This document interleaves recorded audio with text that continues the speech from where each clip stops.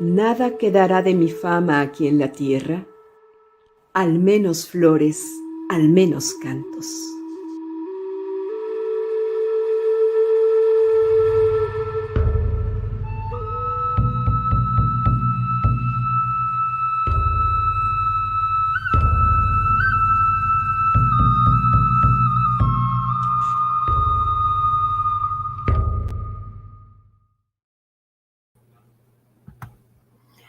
Muy buenas tardes, nos da muchísimo gusto saludarles en nombre de la Cátedra Alfonso Reyes y de la Escuela de Humanidades y Educación.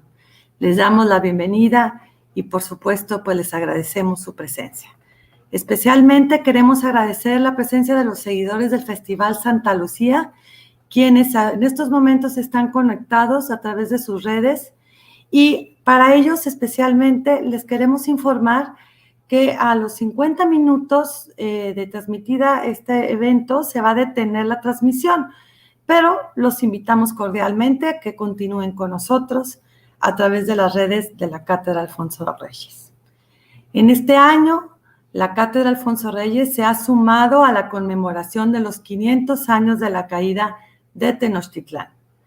Con el título Al menos flores, al menos cantos, ofrecen este mes de septiembre 10 eventos, entre conferencias magistrales, mesas de especialistas que nos invitan a reflexionar y revalorar sobre los personajes icónicos de la época, así como sobre el legado lingüístico, literario y artístico que detonó el suceso histórico de mayor impacto y trascendencia en la historia de Occidente.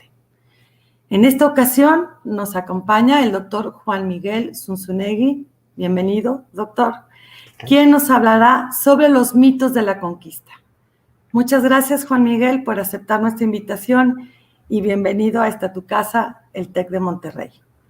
Permítanme presentar a nuestro invitado. El doctor Juan Miguel Zunzunegui es licenciado en Humanidades y Comunicación por la Universidad de Anáhuac y es doctor en Materialismo Histórico y Teoría Crítica por la Universidad Complutense de Madrid. Es autor de numerosos libros de historia, entre ellos Los mitos que nos dieron trauma, Hernán Cortés, El mito de las tres transformaciones, El viajero de los sueños, La revolución del fin del mundo, Paz en la guerra de los sexos, entre otros.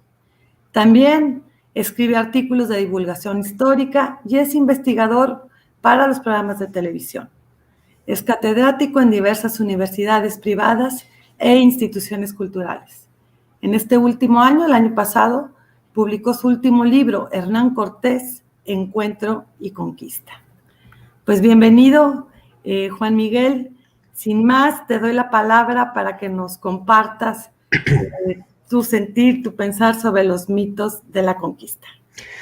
Muchas gracias, muchísimas gracias al TEC de Monterrey, a la Cátedra Alfonso Reyes y bueno, pues a todos los que se estén sumando, pues yo siempre encantado ante cualquier oportunidad de transmitir lo que yo considero, yo nunca he pensado que yo tengo la verdad histórica, de transmitir lo que yo considero una narrativa más adecuada para nosotros, ¿no? Porque finalmente, creo que para mí es algo que ha quedado claro en este año. Es que nos contamos una historia de nosotros mismos, una narrativa histórica sobre México que trae implícito un profundo odio contra nosotros mismos. Lo peor es que ni siquiera lo sabemos, ¿no? De alguna forma nos hemos quedado con la idea de que repudiar lo español es una especie de acto de patriotismo, de nacionalismo mexicano, aunque lo repudiemos en español, y que repudiar al español de alguna manera debe ser acompañado de exaltar desmedidamente y totalmente en el terreno de la imaginación el mundo prehispánico. Con lo cual entramos, bueno, en la peor crisis que le puede ocurrir a un país o a un pueblo, ¿no? Me parece que todo país debería tener perfectamente clara la respuesta a la pregunta, ¿quiénes somos? Y pues vaya, es que en México no tenemos ni la más peregrina idea de quiénes somos. Para mí lo obvio sería decir, somos mestizos, ¿no? No me he cansado por más de decirlo, aunque este año lo he tenido que repetir hasta el cansancio. Somos mestizos, somos un México orgullosamente mestizo. Y este mestizaje que somos, y que tiene muchas razones para sentir orgullo por él. Este mestizaje que somos incluye componentes de todo el planeta, ¿no? Claro, las dos raíces fundamentales de nuestro mestizaje son lo hispano y lo indígena americano, pero finalmente no hay que olvidar que nuestro mestizaje, culturalmente, étnicamente hablando, incluye lo africano y lo asiático. En menor componente, por supuesto, ¿no? Sin embargo, son parte, y esto lo comento para decir una cosa muy importante. Este mestizaje que somos, a ver, la mezcla de lo hispano y lo indígena, pues evidentemente no puede existir sin la presencia de lo hispano, sin la llegada de lo hispano. Y el componente africano y oriental que también existe hoy en día en la cultura mexicana es un componente que existe en nosotros a raíz de que tenemos el componente hispano. No hay que olvidar finalmente que las culturas mesoamericanas eran culturas encerradas en este continente. Mesoamérica es una civilización que se desarrolló de manera totalmente autónoma, aislada del resto del mundo, de la cultura andina del sur de América y del resto del planeta. Por supuesto, esto quiere decir que cada logro de la civilización mesoamericana debe ser doblemente celebrado porque es un logro absolutamente autónomo. ¿A qué voy con esto? Los que llegan, los castellanos, son producto de una mezcla cultural de miles y miles de años, porque hablamos de este viejo mundo que es Eurasia, una gran masa continental que va desde China hasta la península ibérica, donde las civilizaciones desde el antiguo Egipto y la antigua Mesopotamia y la antigua cultura del Valle del Indo y desde luego China, no han dejado de estar en contacto entre ellas. Hablamos de una gran franja de civilización, insisto, desde China hasta el Mediterráneo, donde lo egipcio, lo babilónico, lo sumerio, lo acadio, lo persa, lo griego, lo hindú, lo chino, todo lo romano eventualmente, todo está en una mezcla constante. Llevan milenios de compartir cultura, conocimientos, historia, filosofía, religiones, gérmenes, bacterias, de hacerse la guerra, pero finalmente todo eso hace que las culturas en este continuo choque crezcan y evolucionen muchísimo más rápido, porque se pueden tomar prestado unas de otras. ¿Qué pasa con la cultura mesoamericana? Bueno, es una cultura que quedó aislada. Es el pequeño cuenco mesoamericano aislado por el desierto de Norteamérica, donde además no hay civilización, y aislado por la selva del sur de América, de la zona andina, y aislado del resto del mundo. Es muy importante señalar esto porque dentro del no saber contestar la pregunta quiénes somos, hacemos este gran discurso de que en Mesoamérica existían culturas con un nivel de desarrollo que nos dicen que era avanzadísimo y superior al de los europeos que llegan. Hay que entender una cosa, el desarrollo de las culturas y el desarrollo de una civilización depende en gran medida de las circunstancias, del contexto, de la situación orográfica, hidrológica, climática, en el que se desarrollan estas culturas. Y por todo lo que ya les estuve platicando del aislamiento, no hay forma alguna de que la civilización mesoamericana sea todo eso que la leyenda áurea del patriotismo mexicano nos dice. Son culturas del Neolítico. Hay mucha gente a la que no le gusta que se diga eso, pero es que ese es el estadio cultural en el que se encuentran. Fabrican armas y herramientas de piedra.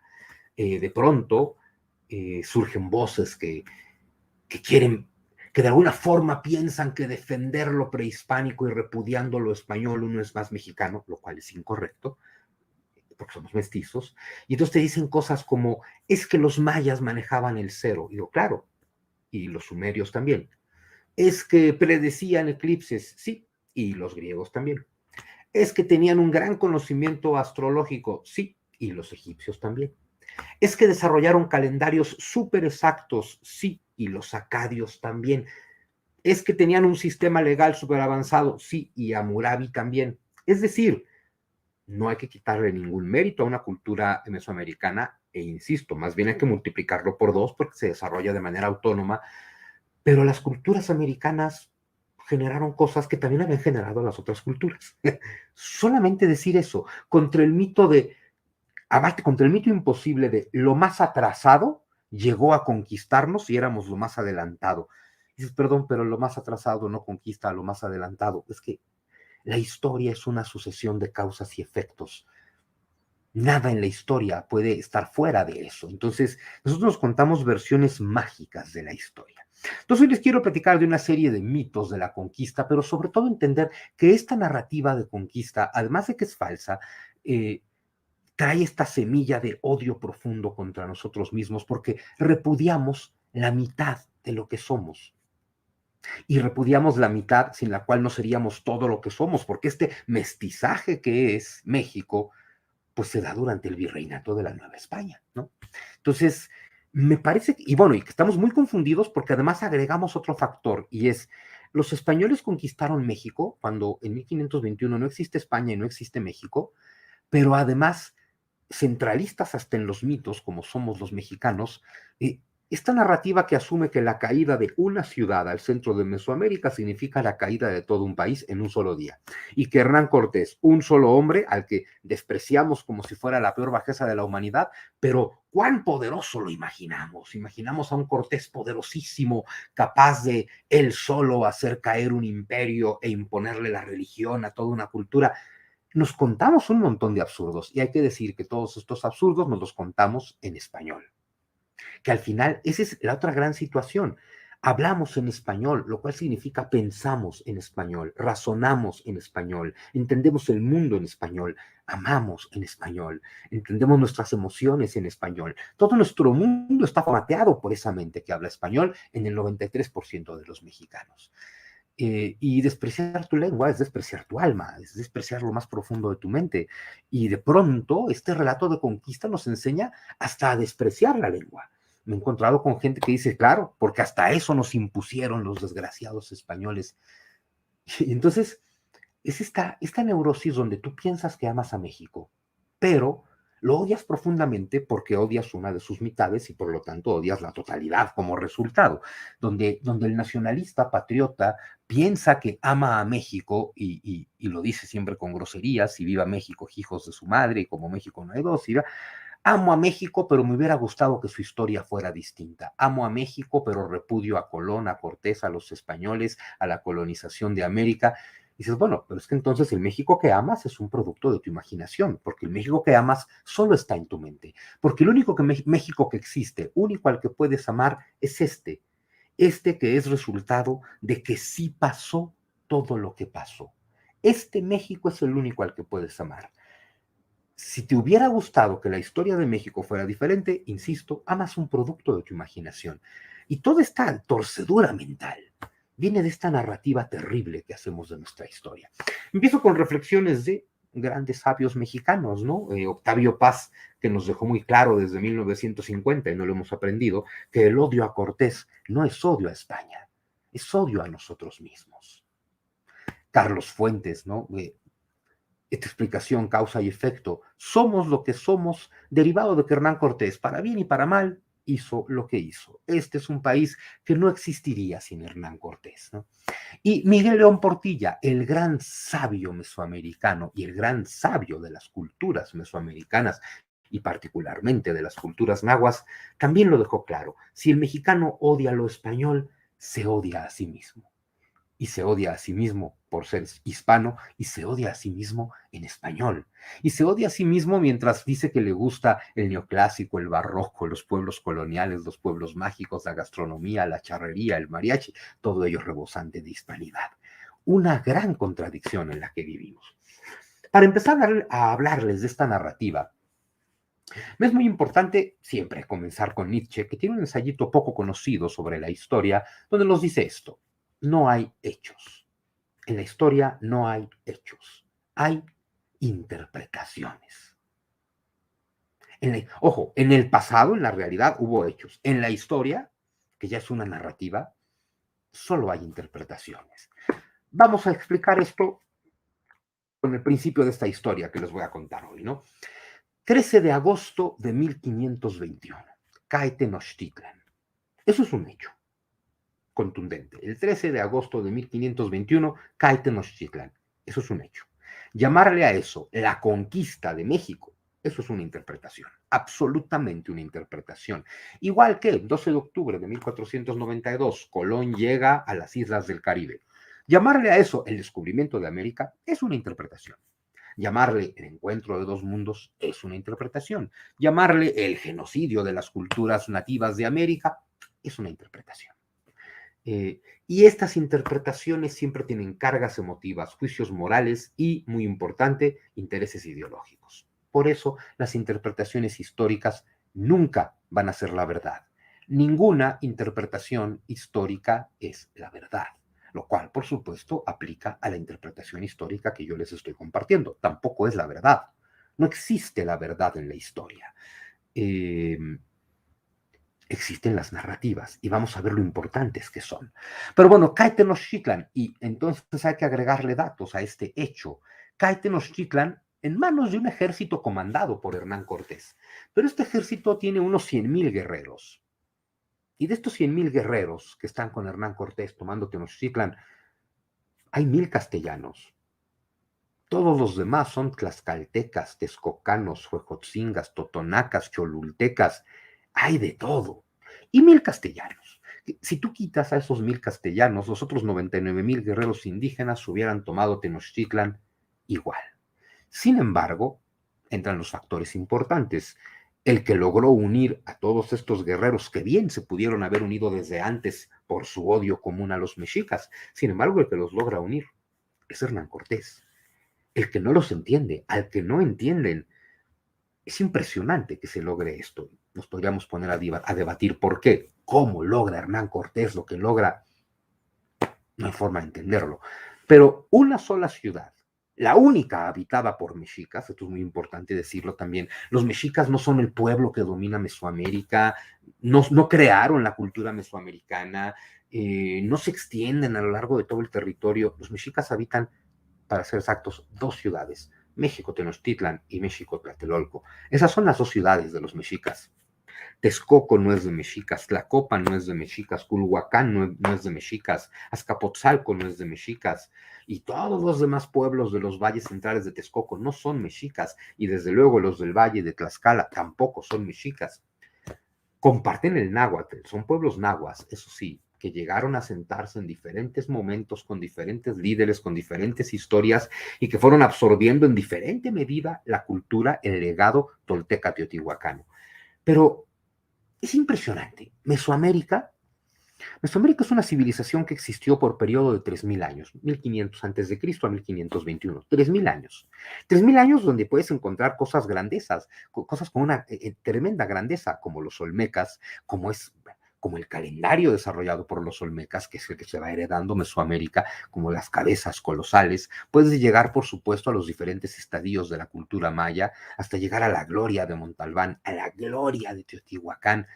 Todo sigue siendo el neolítico. Esto no quiere decir, insisto, no es peyorativo, no es negativo ni positivo, es una condición, pero es un gran desarrollo de una cultura neolítica.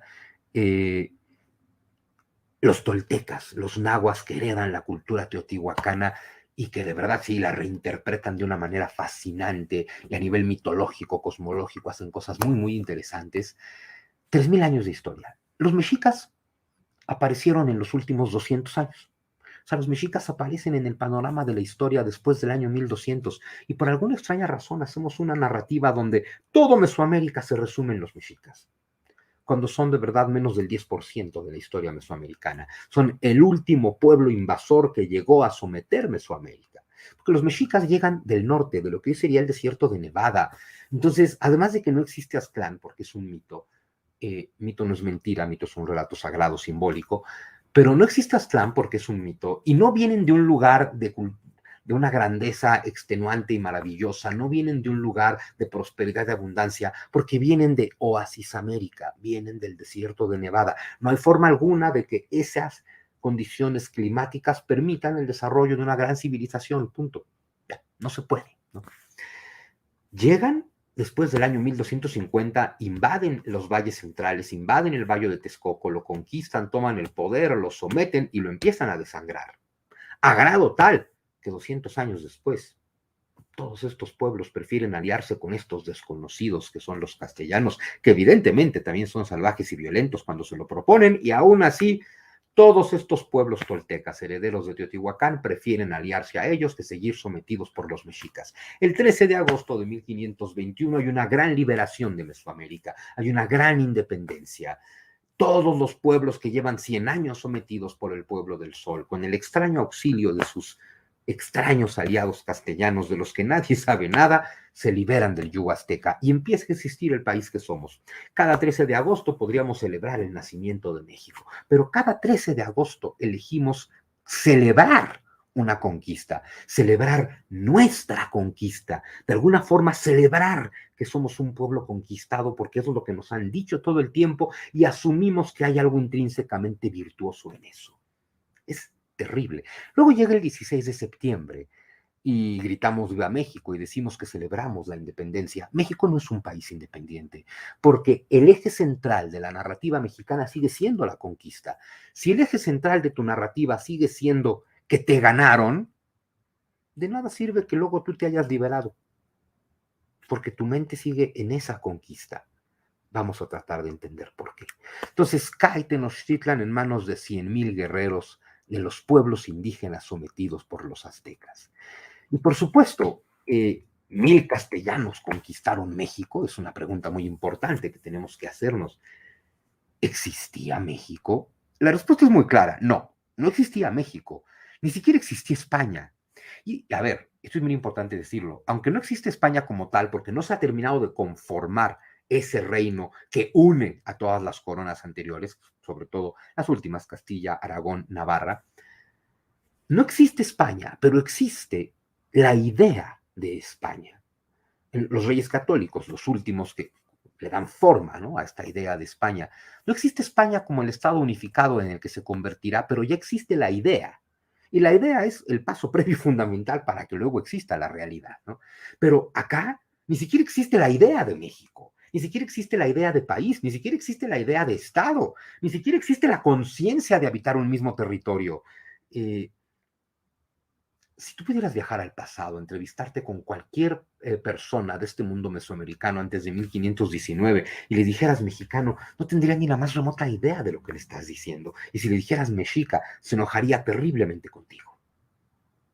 Porque los mexicas son solamente un pueblo que habita una ciudad y que son los que los han sometido y conquistado y violentado.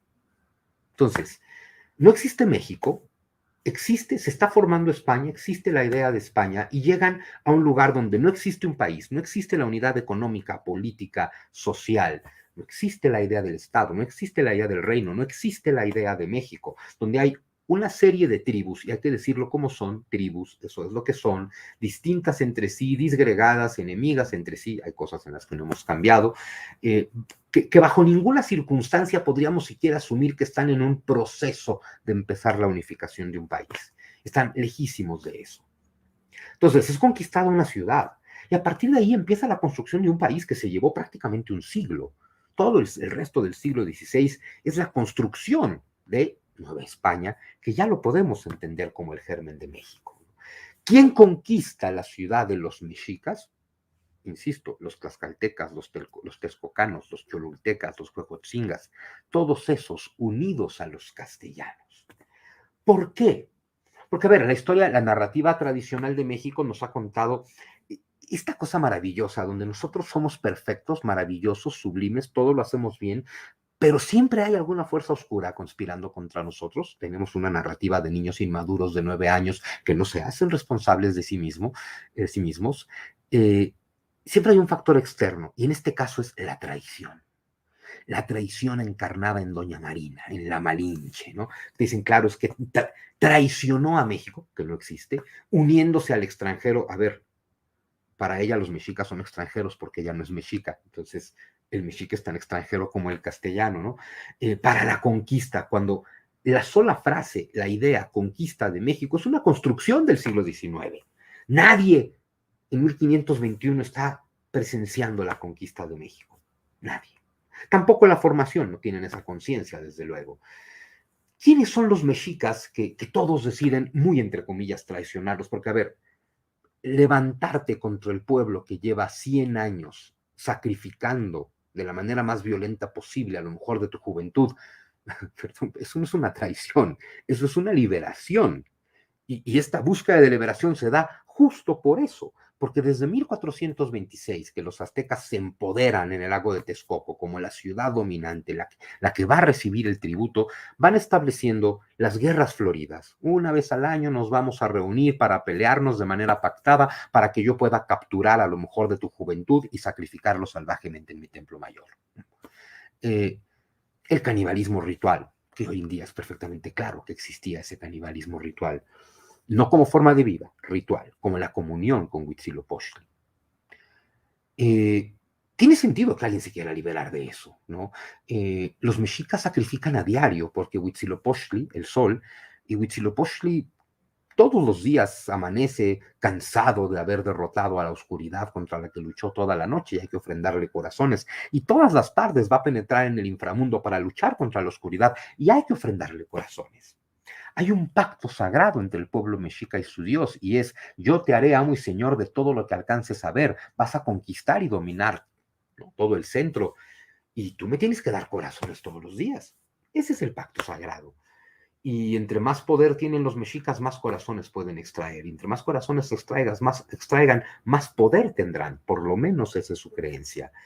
Y entonces es una extracción constante, todos los días. Están estas cifras exageradas, desde luego, de que en la inauguración del Templo Mayor fueron sacrificados 40,000 personas, perdón, 20,000 personas, exagerado. Vamos a pensar, claro, en 19 altares dispuestos a lo largo de Tenochtitlan a lo largo de 4 días. Pudieron haber extraído entre 8,000 y 10,000 corazones, no 20,000. 8,000 a 10,000 es la población de una ciudad promedio del lago de Texcoco. Mataron a una ciudad en 4 días. Y en 1487, cuando inauguran el Templo Mayor, luego nos preguntamos por qué deciden aliarse con los castellanos. Los mexicas son el último pueblo náhuatl que invade Mesoamérica. Hay que ubicar otra cosa. Mesoamérica, que les decía hace rato, de 3,000 años de historia, los mexicas ocupan 200. De 1,000,000 de kilómetros cuadrados, que es la civilización mesoamericana, los mexicas ocupan una ciudad. De 20 millones de habitantes que habría en Mesoamérica cuando llega Cortés, los mexicas son 200,000, el 1%. Es terrible resumir Mesoamérica en los mexicas, porque además, insisto, Mesoamérica construyó una civilización que llega a un momento en Teotihuacán, una ciudad que nadie sabe quién la construyó. Sabemos obviamente que no es una ciudad de pueblos nahuas. Los pueblos nahuas, a los hablantes del náhuatl, empiezan a invadir Mesoamérica a partir del año 500 después de Cristo, provenientes del norte. Son grupos seminómadas del desierto. Los diferentes grupos nahuas empiezan a invadir Mesoamérica a partir del año 500 y tienen todo que ver con la caída de Teotihuacán. Pero estos grupos nahuas absorbieron la cultura teotihuacana, la entendieron en náhuatl, se la explicaron a sí mismos en náhuatl, y tras la caída de Teotihuacán, estos pueblos nahuas, herederos de la cultura teotihuacana, son los que van a dominar los valles centrales. Son estos pueblos nahuas, herederos del legado teotihuacano, a los que les llamamos en términos generales toltecas. No solamente a los habitantes de Tula, Tolanchico, Cotitlán, que será la gran heredera de Teotihuacán, pero Tula cae por ahí del año 1050, 1100, ante otro embate de invasiones de pueblos nahuas. Ahí están llegando los aztecas. Los mexicas probablemente tienen que ver con la caída de Tula. Todavía son un pueblo seminómada que trabajan como mercenarios por ahí del año 1200. Todavía van a vagar alrededor del lago de Texcoco durante 100 años más, hasta que finalmente se pueden establecer en Culhuacán, de donde los sacan a patadas por sacrificar violentamente a la hija del señor de los Culhuas, y finalmente se establecen en Azcapotzalco alrededor de 1324 o 1325, como guerreros del señor de Azcapotzalco, y es cuando en teoría habrían fundado Tenochtitlan, no en 1321, ese es la mentira de este año, 1324, 1325. Y durante 100 años van a estar sometidos por Azcapotzalco, de quien se liberan en torno a 1426 y se convierten en el pueblo del Sol, que somete toda la zona central de Mesoamérica de la manera más sanguinaria posible. Son el último grupo invasor náhuatl que llegó a destruir la civilización mesoamericana, pero por alguna razón extraña, si llegan los españoles decimos que destruyeron la civilización mesoamericana y que fue una cosa terrible, pero si los que hacen eso son los mexicas, ellos tienen derecho a hacer todo. Es una cosa muy rara del nacionalismo mexicano. Oye que la Inquisición, y empiezan las leyendas negras, la Inquisición vino a matar a todo aquel que no se convirtiera, absolutamente falso. Y la Inquisición en 300 años de virreinato ejecutó a 4 indígenas. 4 en 300 años. 4 es un pésimo día para los aztecas. Los aztecas ejecutan docenas al día, pero los aztecas sí pueden. Y eso no es barbarie. Es una historia muy torcida la que nos contamos, ¿no? En fin, toda la mitología de la conquista gira en torno a 2 leyendas, las 2 falsas, las 2 en confrontamiento y nos hacen mucho daño. La leyenda negra del español y la leyenda dorada o áurea de los mexicas. Nos contamos la leyenda negra del español donde decimos Europa era lo peor del mundo y España era lo peor de Europa y Cortés era lo peor de España, ¿no? O sea, es decir, aquí llegó lo peor de lo peor de lo peor de la humanidad. Pero esa leyenda negra de decir, era una civilización atrasada, cuando es la que está saliendo a darle la vuelta al mundo, cuando es la que tiene barcos que pueden hacer eso, era una civilización atrasada donde España era lo más atrasado. Y tenemos que lidiar con eso y con preguntas como, oye, ¿cómo es posible que el país más atrasado fuera el que lograra llegar a América, colonizarla y darle la vuelta al mundo? A lo cual siempre respondo, no sé, ¿cómo sería eso posible? La gente está convencida de que eso pasó en este país, que el país más atrasado hizo las hazañas más grandes. Si fue el primer país, España, que llega a América, que logra colonizarla y que le da la vuelta al mundo, es porque es el país más avanzado de aquella Europa. No hay otra opción, pero preferimos contarnos la leyenda negra del español pensando que es un acto de patriotismo, denigrar al español, que luego para el siglo XX lo convertimos en hablar mal del gringo también como un acto de patriotismo, ¿no? Como conquistador moderno. La leyenda negra del español, que era la peor escoria de la humanidad, que nos mandó a Hernán Cortés, que era la peor escoria de esa España. Y luego hay que ver cómo lidiamos, porque hay que combinar eso con la leyenda áurea de los mexicas, esta en la que los mexicas eran un pueblo avanzado, desarrollado, culto, refinado, de lo mejor, de lo mejor, de lo mejor, pero fue conquistado por lo peor de lo peor de lo peor. Lo cual es absolutamente imposible. Y sin embargo tenemos que lidiar con eso y por supuesto que nos genera una frustración tremenda. Lo peor de lo peor de lo peor vino a conquistarnos, aunque éramos lo mejor de lo mejor de lo mejor, y a partir de ahí se acabó nuestra grandeza a la que estábamos destinados, ¿no? Porque ese es el tema. Con estas leyendas tenemos la idea de que estábamos destinados a una grandeza que nos fue arrebatada por un acto terrible de la historia y cada mexicano vive muy enojado desde entonces. Es muy importante entender, para entender esta conquista, entender que la conquista de Mesoamérica, la conquista de Tenochtitlan, es algo que estaba destinado a pasar en la historia. No es un accidente, porque en la historia no hay accidentes, porque en la historia no hay casualidades, porque en la historia todo es un encadenamiento de causas y efectos que hacen que las cosas pasen, más allá del libre albedrío de los individuos humanos. Es importante entender esto. Todo es interdependiente en la historia humana. Nada existe por separado. Todo influye en todo. Hay una serie de causas y efectos que están en movimiento desde el inicio de la civilización y que están precipitando los acontecimientos. No podemos ser independientes de esa fuerza. México era inevitable. Que México existiera era inevitable. Este México, el único que existe, el mestizo, el que es resultado de que llegó Cortés, era inevitable que Europa se volcara sobre América por toda una serie de causas y efectos que se vienen dando desde antes. Nos podemos ir a los más evidentes que ni siquiera nos cuentan. 1453, cae Constantinopla en manos de los turcos. El sultán Mehmed II cierra los puertos de la ruta de la seda a la cristiandad y esta cristiandad tiene que ir a buscar otras rutas. Y entonces Portugal le acaba dando la vuelta a África y llega a China y los castellanos, buscando la única opción que les queda, tratan de darle la vuelta al mundo para llegar a las Indias y se encuentran con América. Nada de esto hubiera pasado si Mehmed II no hubiera tomado Constantinopla.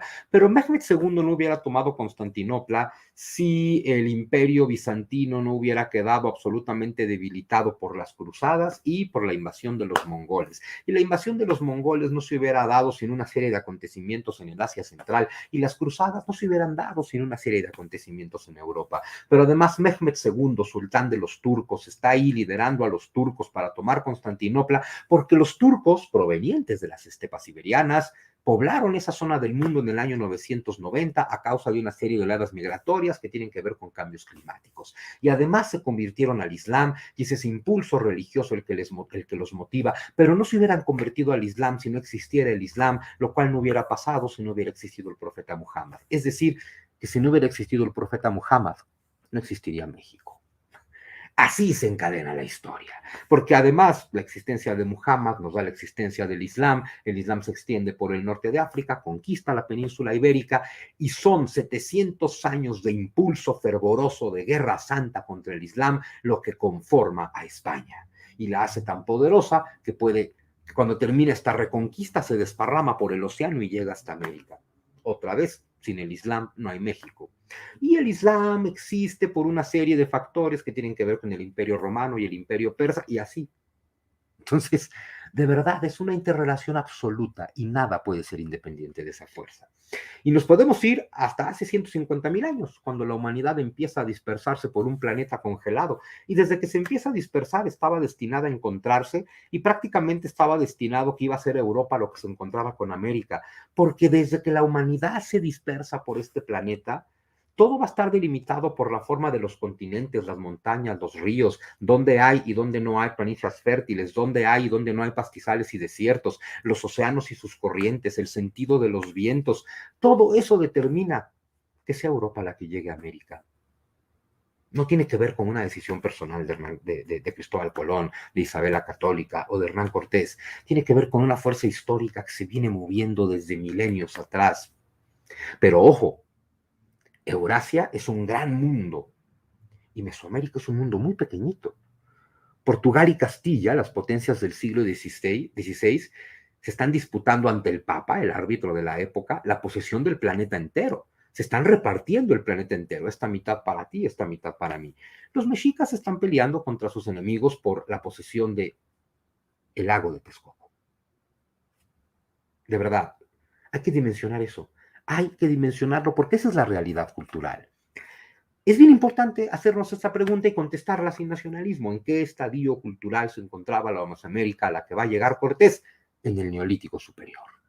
Ese es el estadio cultural. Claro que hay cero, aritmética, astronomía, predicción de eclipses, claro, como cualquier cultura del Neolítico Superior, pero eso es lo que hay.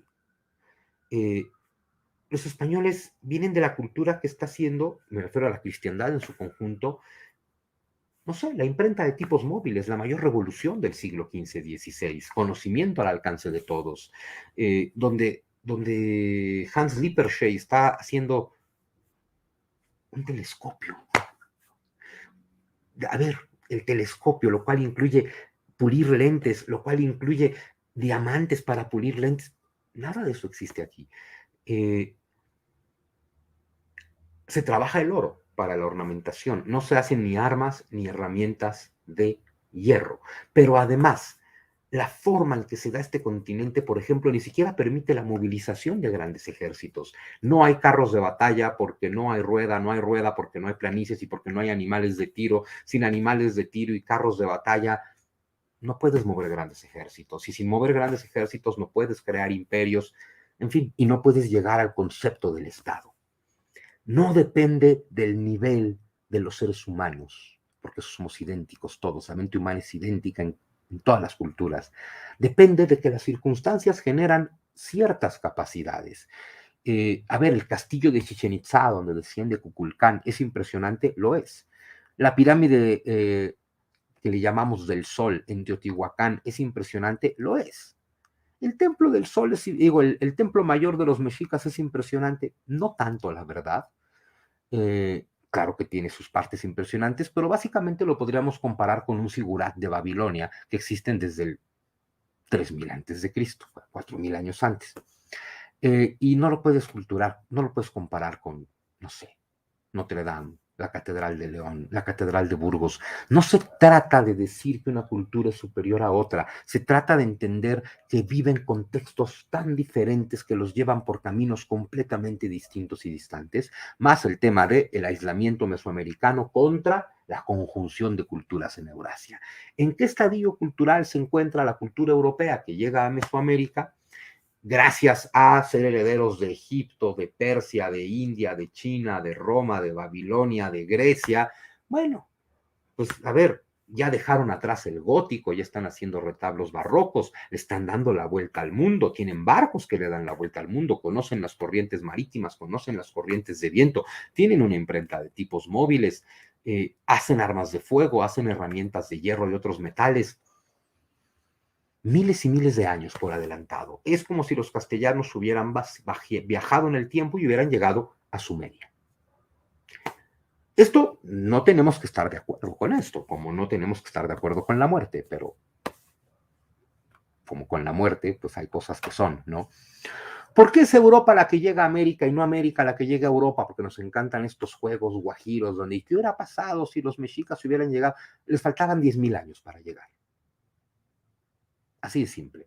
¿Por qué Europa llega a América? Porque Europa, por sus propias circunstancias históricas, después de la peste negra en particular, se ha convertido en la cultura más avanzada del siglo XV. Empieza a despegar por encima de China y el Islam, que habían sido las culturas más importantes. Y porque tienen la necesidad, desde luego, tienen la necesidad de salir a explorar, si no, no lo hubieran hecho, y tienen la capacidad tecnológica y científica para hacerlo. ¿Por qué los castellanos y no ningún otro reino europeo? Bueno, porque Castilla, por sus propias circunstancias históricas distintas a las del resto de Europa, la Edad Media ocurrió de los Pirineos para el norte, la cristiandad encerrada en sí misma. Iberia, la península ibérica, lo que fue la Hispania romana y que tiene toda esta herencia grecorromana, está unida culturalmente con el mundo del Islam que se extiende hasta Persia y recibe todo ese influjo cultural, mucho más que el resto de Europa. Entonces, pues finalmente es el reino más avanzado de Europa, no hay de otra. Y Europa es la civilización más avanzada de este momento, despuntándose apenas, despegándose de China y el Islam, y la prueba es que es Europa la que le da la vuelta al mundo. Así las cosas, ¿no? Y otra cosa que ocurrió, y tampoco nos tiene que gustar, pero es un hecho, es que con los europeos llegó la viruela. Y la viruela mató al 95% de la población indígena americana en 100 años. De una población de 20 millones en Mesoamérica, 100 años después habría unos 700,000. Sin embargo, tampoco hubo migración europea, ¿eh?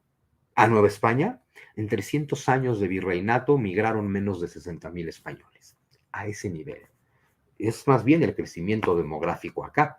Por eso, aunque cae un 95% de la población indígena, para 1650 sigue siendo el 80% de la población, porque no están llegando los europeos. Para 1810, para cuando empiece el proceso de independencia, hay 6 millones de habitantes, casi 4 millones son indígenas, más del 60%. Hoy son solo el 7%. ¿Cuándo cae esta cultura y esta población? En el México independiente. Es mejor decir que fue Hernán Cortés y que fue España, porque es cosa nuestra, es después de la independencia. Pero bueno, otra reflexión derivada de eso es que es importante entender y tampoco nos tiene que gustar, pero así se dio la historia. América, a partir del siglo XVI, es la invención de Europa. Así fue. Europa despobló y repobló. Y despobló por una cuestión biológica, por viruela. La esclavitud de indios está prohibida en Nueva España desde 1542. Eso es bien importante saberlo también. Y Hernán Cortés había encontrado el recoveco legal desde 1521, porque cuando sus compañeros quieren esclavizar indígenas, Hernán Cortés los bautiza, porque no puedes esclavizar a un cristiano. Entonces, en realidad, no existió tal cosa como la esclavitud indígena americana. Existieron sistemas como la encomienda, que son una forma de disfrazar la esclavitud. Tampoco vamos a decir que llegaron en son de paz los castellanos que llegaron, porque no fue así. Pero al final es imposible que esta relación no sea de interdependencia. Todo lo que ocurre en América está influenciado por lo que pasa en Europa, por lo menos a partir de 1492. América representa la gran explosión de la cultura occidental y las ideas que van a moldear a América, México incluido, giran en torno a Occidente, a lo judio-cristiano, a lo grecolatino, a lo moderno, a la cristiandad, al humanismo, al renacimiento, al racionalismo, a la ilustración y a la revolución industrial. Somos una extensión de Europa. En el caso de la América hispana, con todo el folclore americano, que lo hace, según yo, más rico, más chévere y más interesante que los Estados Unidos, ¿no?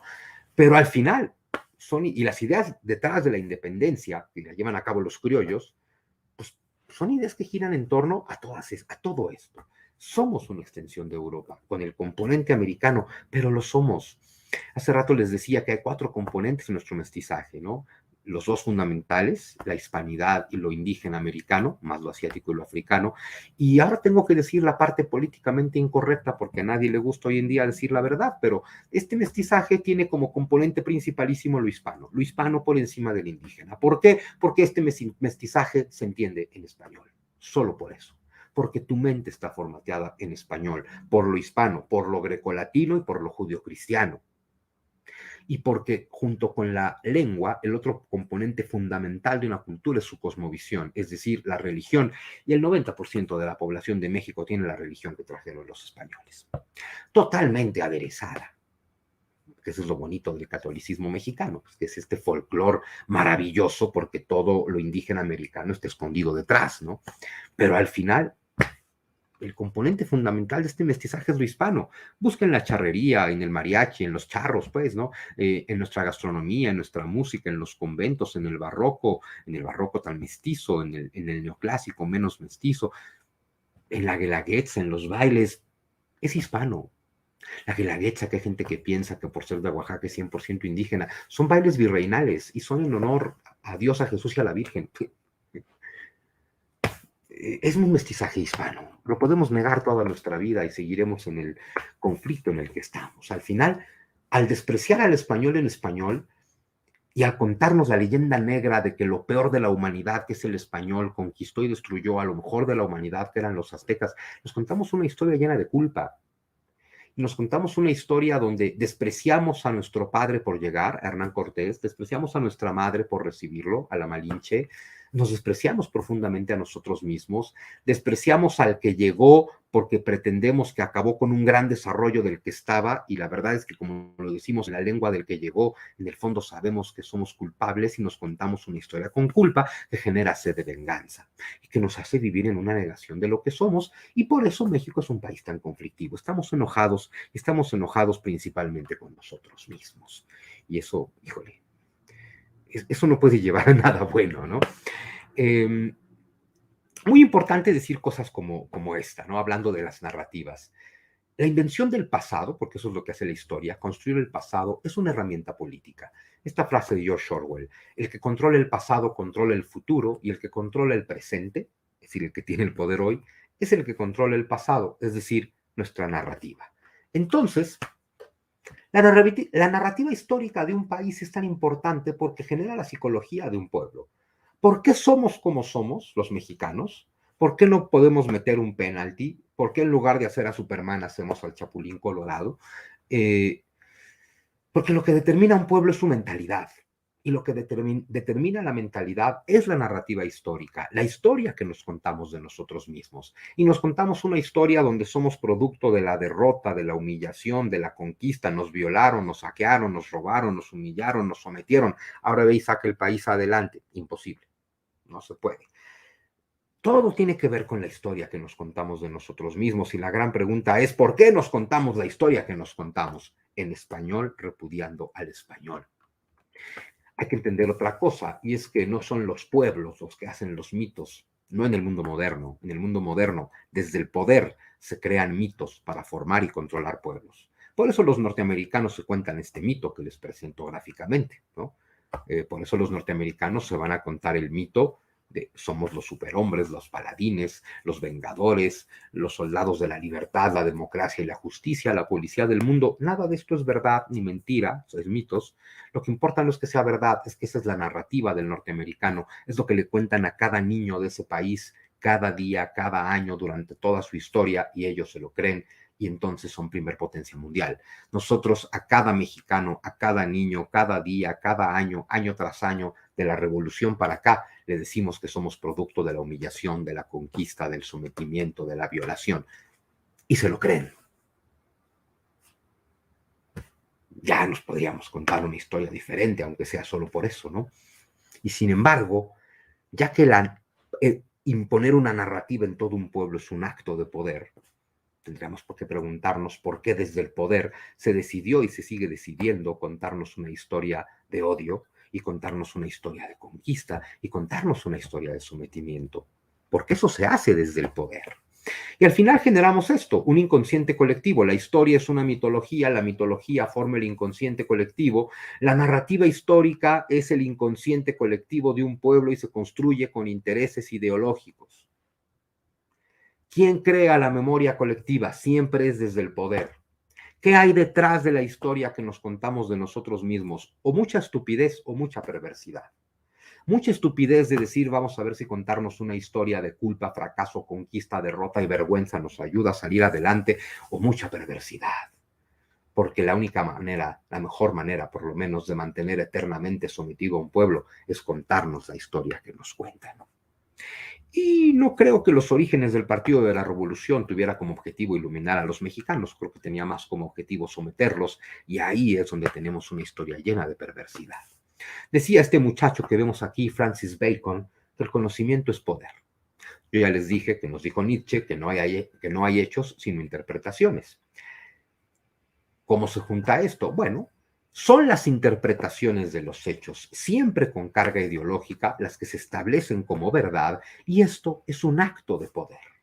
Si el conocimiento es poder, y lo es imprescindible para el poder controlar el conocimiento.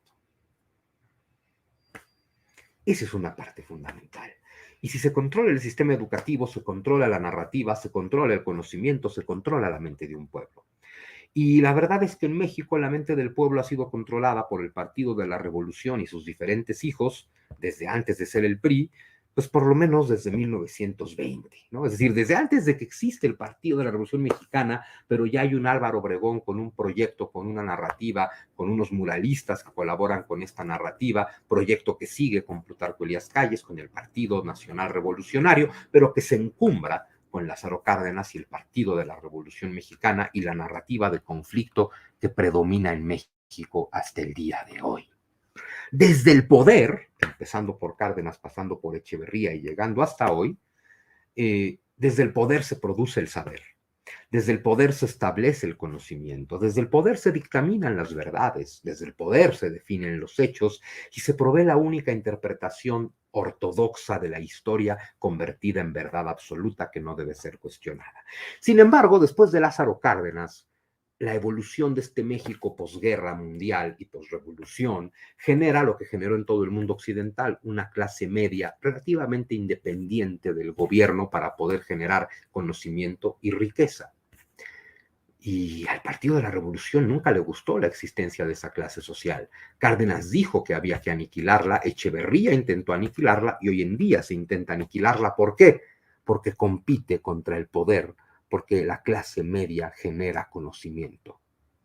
Y es muy importante, siempre ha sido así en México, la idea de desde el poder se debe establecer todo el conocimiento. El poder reside en tener la capacidad de imponer una interpretación como verdad y sofocar todas las demás verdades. Al final nos enfrentamos a que la historia funciona como discurso político. Esto queda muy claro hoy en día, ¿no? Sobre todo si después de Hidalgo, Morelos, Juárez, Madero y Cárdenas, colocas, como se coloca de manera muy deliberada, el presidente de la República, como diciendo, yo soy la continuidad de esto, como si esto hubiera sido continuidad, porque si tomas a estos 5 y los sientas a tomar un café para que arreglen los problemas de México, primero se matan entre ellos, ¿no?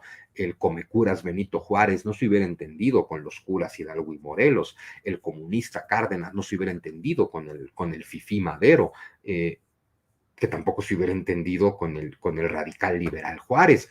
Estos se hubieran matado entre sí. Pero la historia es un discurso político que en cada época se hace para beneficiar al que en ese momento tiene el poder.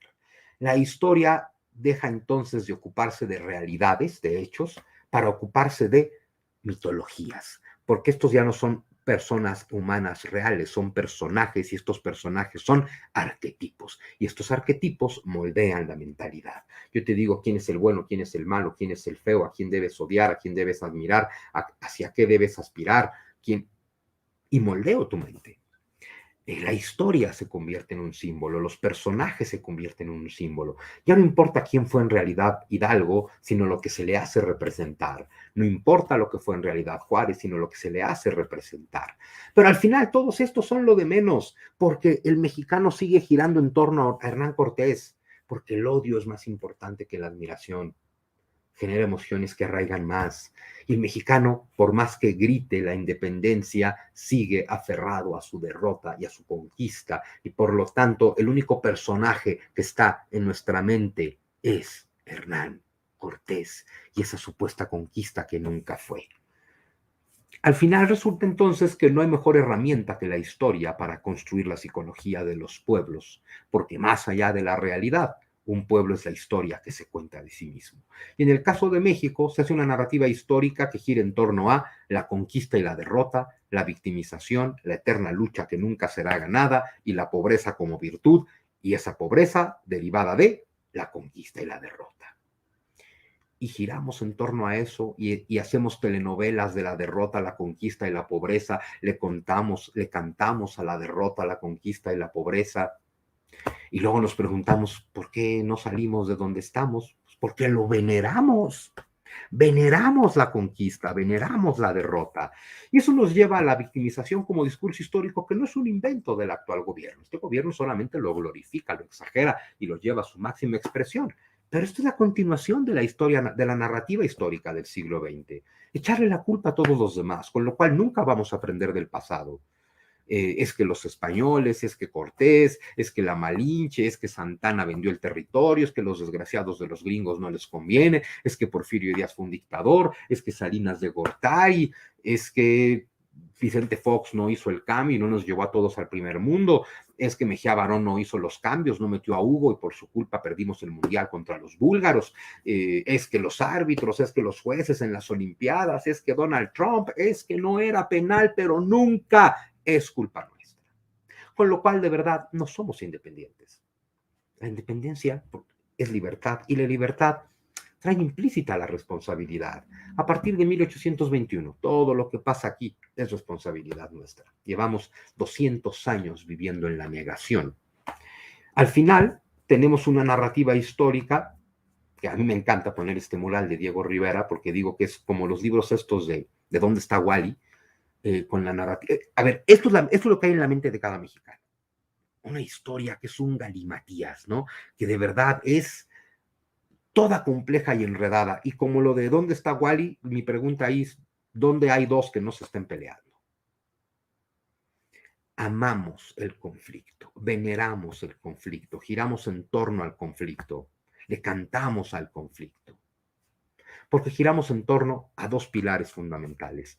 El mito del indígena místico, es decir, la leyenda áurea del mexica, donde aquí todo era perfecto, ni siquiera había caries en las muelas y la gente se entregaba gustosa al sacrificio humano, orgullosa de saber que después iba a ser parte del canibalismo ritual, y aquí ya lo sabían todo y todos eran estoicos y perfectos.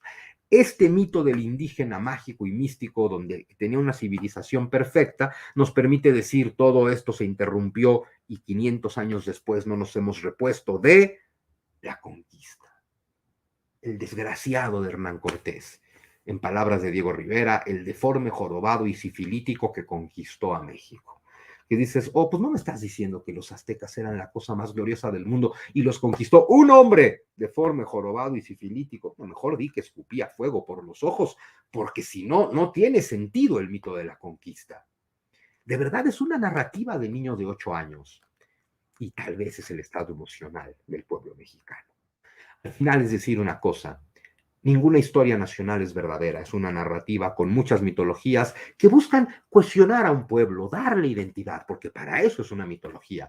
Cohesionas a un pueblo, le das identidad, le construyes un futuro al cual aspirar y logras que lo persiga. Siempre pongo como ejemplo que Francia es una maravilla en esto, ¿no? Porque los franceses perdieron la Segunda Guerra Mundial, pero cada francés de hoy jura que la ganaron. Narrativas.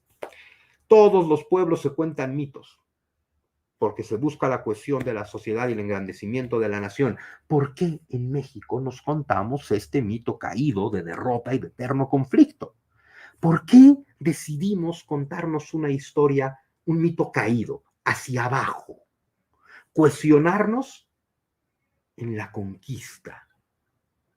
Es una visión terrible de nosotros mismos, porque además, entre más digas que todo es culpa del español, pero lo sigas diciendo en español, evidentemente es un discurso de odio que se vuelca contra nosotros.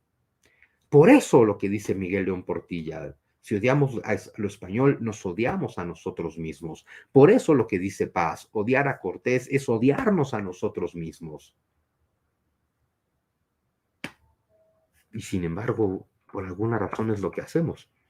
Al final, entonces, tendríamos que preguntarnos, ¿qué pasa en 1521? ¿Tenemos la conquista de México o tenemos el nacimiento de México? Yo digo que es el nacimiento, por supuesto, porque, a ver, porque ya expuse por qué no es una conquista, y es un nacimiento porque, bueno, pues toda la cultura mestiza que somos empieza a nacer aquí. Claro, es un proceso lento, doloroso, es un gran proceso. Como dice una frase que está literal grabada en piedra en Tlatelolco, que es donde se consuma la conquista, donde es capturado Cuauhtémoc, y en piedra está grabada en Tlatelolco, el 13 de agosto de 1521, defendida heroicamente por Cuauhtémoc, cayó Tlatelolco en manos de Hernán Cortés. No fue un triunfo ni una derrota, fue el doloroso nacimiento del pueblo mexicano que somos hoy. Pero es doloroso solo porque nos contamos esta historia de vergüenza y de conquista y de pretender que nosotros éramos los aztecas y que éramos lo mejor del mundo y que estábamos destinados a una grandeza que fue interrumpida por este infame que es Hernán Cortés. Lo que pasó era inevitable. Es consecuencia de toda la fuerza de la historia y resultado de eso nació México. México es resultado de que lo mejor de Europa haya llegado a encontrarse con lo mejor de América. No hablo de los mexicas, hablo de los toltecas. Lo mejor de Europa se encontró con lo mejor de América. ¿Por qué no ha surgido de eso lo mejor del mundo? Porque decidimos contarnos una historia al revés. Somos hijos de dioses en ambos lados del océano, pero nos contamos una historia que está llena de una semilla de odio y vergüenza. Un caballo de Troya lleno de resentimiento metido en lo más profundo de nuestra mente. Hay que preguntarnos por qué nos contamos esta historia de odio tan grande. Nace México porque además el 14 de agosto de 1521, es decir, al día siguiente de la conquista, nadie se está lamentando de la conquista, se está celebrando la victoria. Los tlaxcaltecas están celebrando la victoria, los texcocanos están celebrando la victoria, los huejotzingas, los cholultecas, los totonacas están celebrando la victoria y los castellanos están celebrando la victoria y la celebran comiendo tacos de carnitas. Es curioso, ¿no? Porque hoy en día tenemos, o teníamos, ya no sé, a una senadora, a Jesús Rodríguez, que dice que no hay que comer tacos de carnitas porque son un símbolo de la conquista. A ver, sí, si quieres ver en la caída de Tenochtitlan la conquista, tiene razón, ¿eh? Porque al día siguiente de la conquista, pues matan cerdos que vienen con los españoles, pues para hacer un banquete de carnitas que los españoles acostumbraban a acompañar con pan, pero no había pan. Podían traer cerdos, pero no traían pan. Y entonces alguien le dice a Cortés, oye, pues qué tal que probamos con el pan de aquí, con el pan de los naturales, es decir, con la tortilla. Y pues es lo que hay. Y entonces Cortés, pues nada, toma las carnitas, las echa al pan de los naturales, a la tortilla, y ahí está el primer taco, y aquí está el primer hombre que se lo come. Y aquí está el origen de aquello de que a falta de pan, tortillas. Y yo les diría que a falta de tortillas, pan, pero bueno, cada quien sus gustos, ¿no? Pero lo curioso, ¿no? Es que esta perorata en contra de la conquista no solamente viene de una mujer que tiene dos nombres en español, ¿no? Con apellidos en español, sino que ni siquiera se llamaría Jesús si no hubieran llegado los españoles. Porque pues no hubieran traído a Jesús y Dios nos libre, no tendríamos a la Virgencita y no podríamos ser guadalupanos.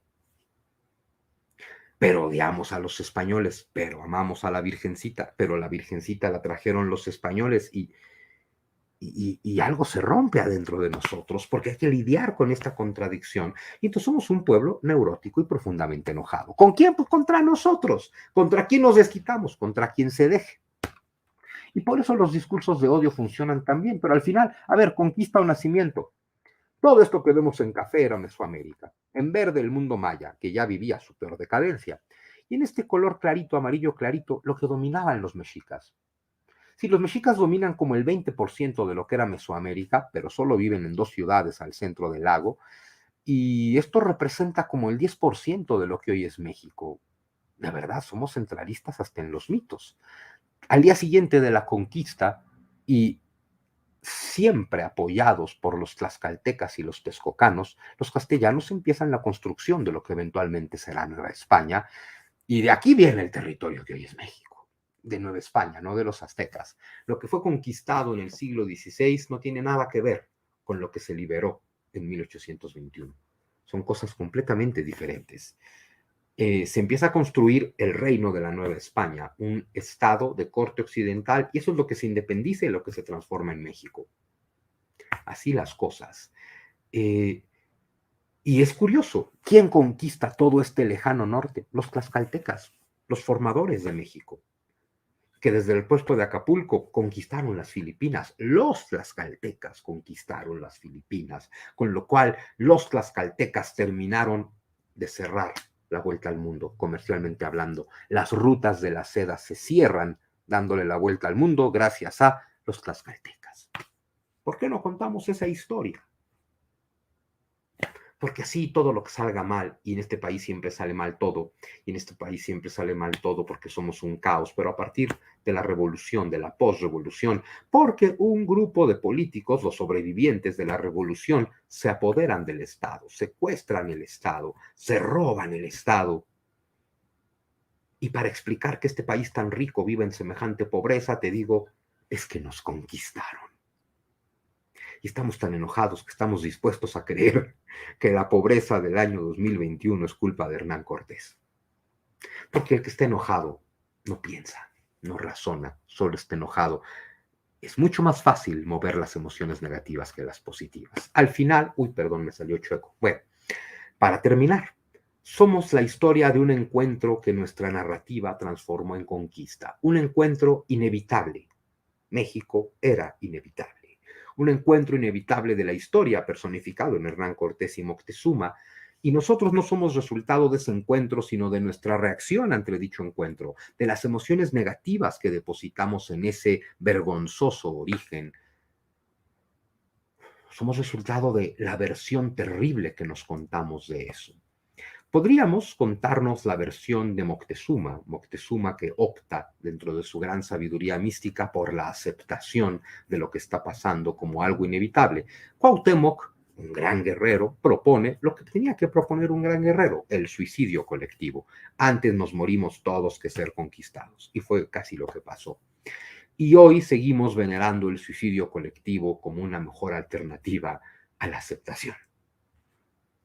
Y por eso somos tan conflictivos. El conflicto que hoy nos carcome no está en los hechos del pasado, está en lo profundo de nuestra mente y sus interpretaciones el día de hoy. México es un país conquistado, sí, México es un país conquistado, pero no por España. México es un país conquistado por su propio discurso. Nos conquistamos a nosotros mismos día a día. Cada día que seguimos con esta narrativa, nosotros somos los que conquistan a México en el único lugar donde conquistas algo, en la mente. Todo es narrativa histórica. No es inocente hacer narrativas históricas y no es inocente hacer narrativas históricas que giran en torno a la derrota. Generas un pueblo eternamente derrotado, eternamente agachado, eternamente controlable. El paraíso del político. Eso es México. Y esta narrativa no la hizo España, la hicieron los políticos mexicanos. ¿Para qué? Para conquistarnos y para distraernos, pensando que la conquista está en otro sitio. Concluyo estas reflexiones de hoy con algo que ya les dije y que es al final la reflexión fundamental de mi último libro, El regreso de Quetzalcóatl. Somos hijos de dioses en ambos lados del océano. Estamos destinados a la grandeza, pero tenemos que reconciliar nuestras raíces. Si lo mejor de Europa se encontró con lo mejor de América, solo podría generar lo mejor del mundo, pero no hemos superado el conflicto, y el conflicto no está en el pasado, está hoy en nuestra narrativa. Eso es lo que tenemos que superar.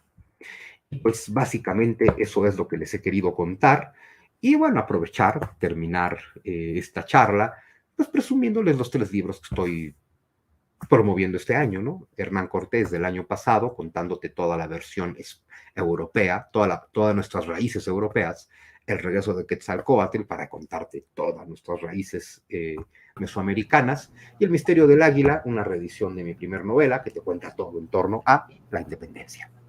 Y aquí les dejo mis redes sociales y quedo a sus órdenes. Muchas gracias. Pues muchísimas gracias, Juan Miguel. Quiero comentarte que tu charla ha causado toda una conmoción en el chat. Hay una gran cantidad de comentarios, de opiniones, de preguntas que creo que con el tiempo que nos queda no voy a alcanzar a comentártelas todas, pero espero que sí tengamos unos minutos para seguir conversando, ¿no?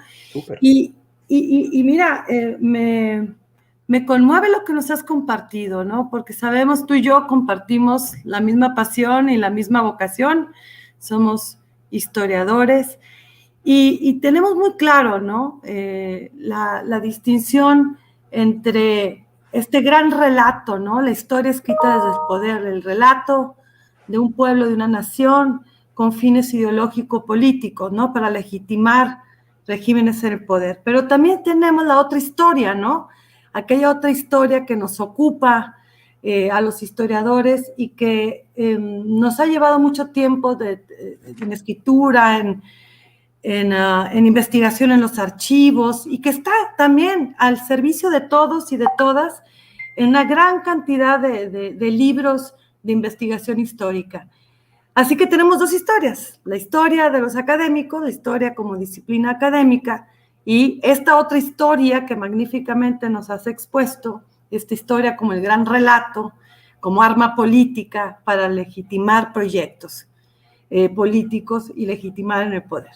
Pero yo me pregunto, Juan Miguel, me gustaría preguntarte, en estos dos mundos en los que vivimos, ¿por qué crees tú que la investigación histórica, la académica, ¿no? La de tantos desvelos, de tantos historiadores en México, que por cierto brillantes como tú, ¿por qué no ha permeado el otro gran relato, este gran relato lleno de mitos, de juegos maniqueos, y como tú bien dices, ¿no? Y nos compartes como una historia que además es llena de odio y de vergüenza? ¿Por qué no ha permeado el otro discurso histórico, el de la investigación? ¿Por qué los mexicanos no leemos historia?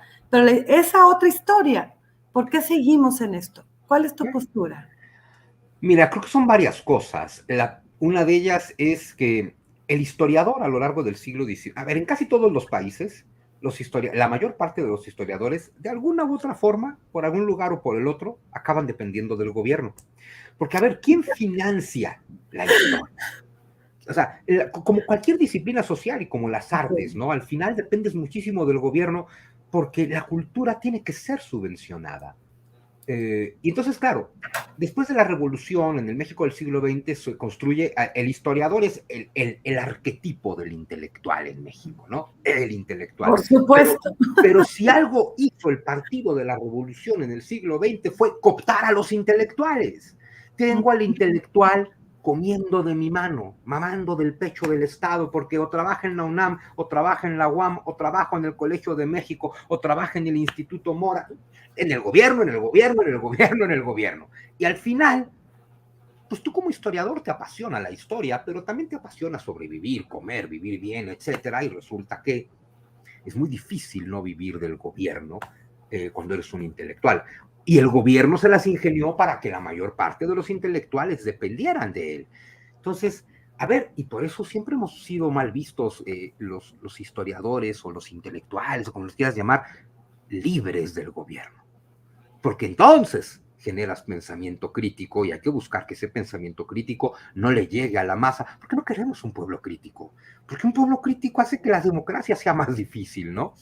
Eso por un lado. Por otro lado es que también el académico en general en México y sobre todo el de disciplinas sociales construyó un castillo de mármol. O sea, mi castillo de marfil donde, mira, los académicos hacemos una investigación que, a ver, te pasa esto. No me importa si mi investigación se lee o no se lee, si se publica o no se publica, si se vende o no se vende, porque yo vivo de que el gobierno me lo pagó, no de que esto se venda y a la gente le interese. no vivo del mercado, vivo del Estado.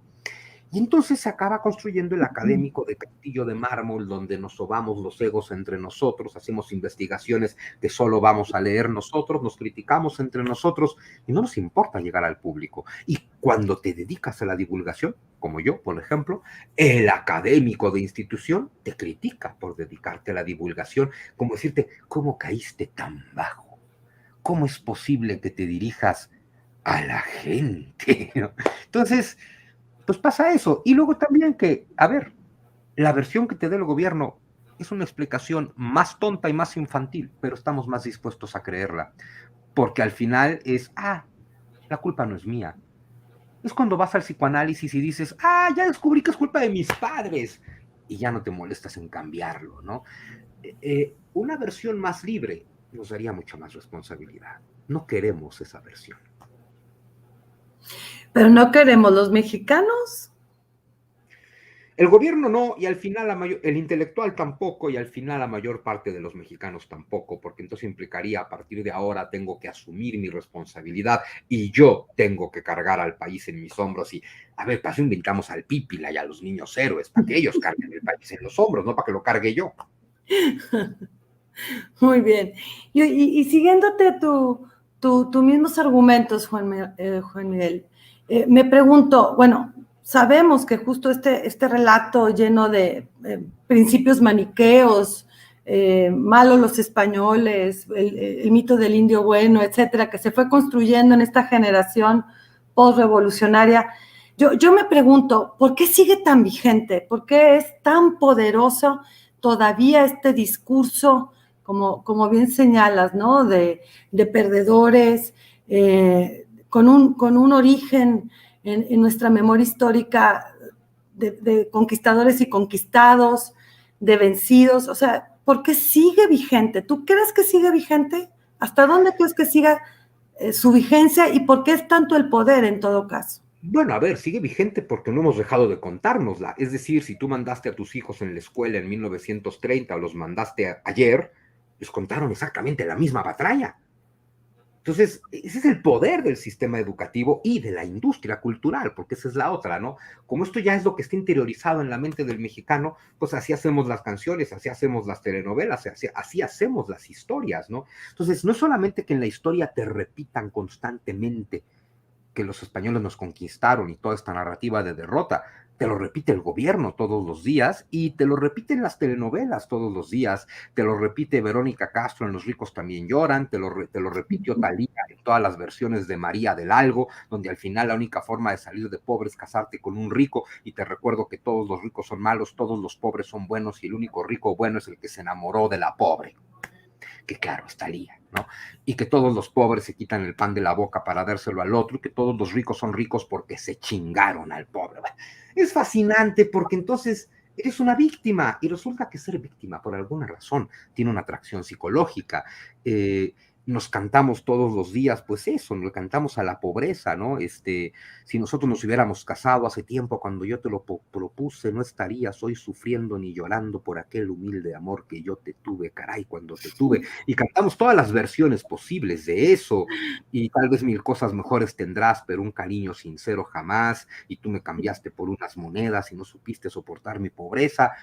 A ver, toda la cultura popular te dice fueron los pinches españoles, pero lo más importante, lo sigue diciendo la narrativa histórica que te siguen enseñando los maestros, que en términos generales, cada maestro en lo individual podrá ser un genio, pero en términos generales, el maestro que depende del gobierno está adestrado y adoctrinado para no tener pensamiento crítico, porque así no podría, aunque quisiera, inculcarle pensamiento crítico a la población. Y esa es la otra respuesta. No hay pensamiento crítico en la población, porque al poder no le interesa que el pensamiento crítico exista. Y entonces podemos seguir repitiendo estas tonterías. Pues excelente, Juan Miguel. Pues déjame hacerte unos comentarios de nuestros claro. seguidores, en un momento. Por ejemplo, te preguntan, Jonathan Loza, ¿Bernal Díaz es el seudónimo de Hernán Cortés? Esa es la teoría de Christian Duverger, que lleva 25 años estudiando Hernán Cortés. A ningún académico les gustan las propuestas de Christian Duverger porque la academia se convirtió en una cosa como la Inquisición y no aceptamos que se diga nada que no esté ya dado por sentado. Yo no le creo a Duverger en totalidad. A ver, Bernal Díaz del Castillo no existe. Eso es una realidad contundente. No hay forma alguna de demostrar la existencia de Bernal Díaz del Castillo. Un libro completo de Duverger está explicando eso, un capítulo completo de mi libro de Cortés lo explica. No existió Bernal Díaz del Castillo, pero alguien escribió su crónica. ¿Quién? ¿Quién sabe? Ahora, que te cuenta lo mismo que te cuenta el corpus cortesiano, es decir, sus cartas de relación y su biografía que escribe López de Gómara y su biografía que escribe Cervantes de Salazar, sí, te cuenta lo mismo. Entonces, si no es Cortés, es Cortés en cierta medida, y quien lo complete es alguien que únicamente conoce la versión de Cortés, pero contada, y esa es la joya, con una narrativa vista desde Juan de a pie. La idea del soldado raso, el que realmente hizo la conquista, te cuenta su versión de los hechos. No creo que sea solo Hernán Cortés, pero no existió Bernal Díaz del Castillo. Muy bien. Todavía nos quedan unos minutos más, así que voy a hacer otra comentario. Voy a ponerme los lentes, perdóname. A ver, nos comenta Adriana Alarcón, te pregunta, en tu libro de Cortés mencionas que en algún momento algunos de los tlaxcaltecas pensaron combatir a Cortés y unirse a Moctezuma. En realidad, ¿qué les hace creer que estarán mejor con los extraños que llegaron? Pues justo no se los hace creer nada y por eso hay una división, pero efectivamente Tlaxcala, que había mantenido esta unión original con los castellanos, después de la Noche Triste, y Cortés vuelve a Tlaxcala con su gente y en Tlaxcala se dividen entre apoyamos o no apoyamos a los castellanos. Los mexicas han buscado alianzas con los pueblos que siempre maltrataron, ahora les piden la alianza. Yo no sé qué le habrán ofrecido a Xicoténcatl en particular como alianza, que de pronto dicen nos convienen más los... Supongo que se queda con el malo por conocido que bueno por conocer, ¿no? Sin embargo, lo que va a predominar entre Tlaxcala sí es la idea de unirse. Es decir, es una minoría los que piensan que les vale la pena aliarse con los mexicas, pero al final, no solamente, fíjate lo interesante, que los tlaxcaltecas se unan con Cortés tiene sentido, son los eternos enemigos de los mexicas, pero también los texcocanos se unen a Cortés, y Texcoco era el eterno aliado, y el eterno aliado se cambia de bando porque hasta el eterno aliado está cansado. Muy bien, o sea que podemos decir que hubo una especie de guerra civil que supo orquestar muy bien y dirigir Hernán Cortés. Básicamente. Excelente. Pues mira, hay muchísimos comentarios. Uno más, por ejemplo, Diana Schott comenta, el día que los mexicanos nos aceptemos como somos y cómo fue nuestro origen, cambiaremos del victimismo y culpas hacia una verdadera aceptación y madurez. Pues claro, es que es lo mismo a nivel individuo que a nivel pueblo, ¿no? Es decir, si tú tienes problemas, vas a terapia. Cuando vas a terapia, al final siempre se trata, eventualmente siempre llegas a que es perdonar a mamá y a papá, que al final es solamente el símbolo para perdonarte a ti mismo, ¿no? Pero México está profundamente enojado con mamá y papá, efectivamente. Estamos enojados con nuestras dos raíces, no solo con la española, porque al final este desprecio por lo español tampoco se convierte en una veneración o exaltación de lo indígena, porque no lo conocemos, solo conocemos la versión fantasiosa. Entonces, por supuesto, hay que sanar nuestras raíces, porque solo puedes construir hacia el futuro a partir de la aceptación. Y en México vivimos en la total negación. Y Juan Manuel, porque nos invitas a repensarnos, ¿no? Y reinventarnos y reimaginarnos en ese sentido. Y en tu perspectiva, en tu experiencia y principalmente en tu sentir, ¿cuál sería el nuevo gran relato que nos hiciera justicia y que reflejara a la sociedad mexicana del día de hoy? Necesitamos un relato donde el 13 de agosto de 1521 nazca México, no sea conquistado. Un relato donde México nace de la unión y del triunfo y no de la derrota y la conquista. Porque además, el relato de conquista es o eres español o eres castellano, o eres castellano español, o somos eso o somos indígenas, pero no podemos ser lo mismo. Mientras que el relato del triunfo, Al final es el triunfo de tlaxcaltecas, texcocanos y todos los que he dicho con Sí, sí. castellanos. El rato del triunfo nos haría asumir desde el principio, somos castellanos y somos toltecas.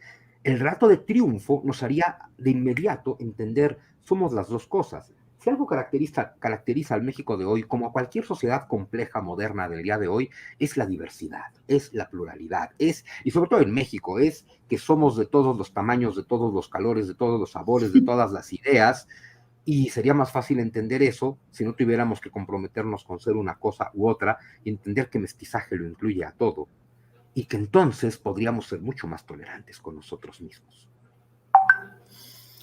Un nuevo relato más tolerante, más incluyente, que acepte y reconozca la diversidad. Básicamente. Excelente, Juan Miguel. Pues se nos acabó el tiempo. Una lástima porque la verdad que has tenido fascinante la conversación que hemos tenido contigo. Te haremos llegar todos los comentarios de la gente que nos ha seguido. Y en nombre de la Cátedra Alfonso Reyes, pues agradecerte infinitamente que te hayas tomado este tiempo para compartir tu conocimiento con nosotros. Y pues muchísimas gracias a todos los que nos han seguido el día de hoy. Les deseamos muy buenas noches y hasta pronto. Recuerden que estamos conmemorando, como bien dice Juan Miguel, la caída de Tenochtitlán hace medio milenio ya, y tenemos un programa maravilloso por parte de la Cátedra Alfonso Reyes. Los invitamos a que nos sigan escuchando y participando. Muchas gracias y buenas noches a todas y a todos. Un abrazo.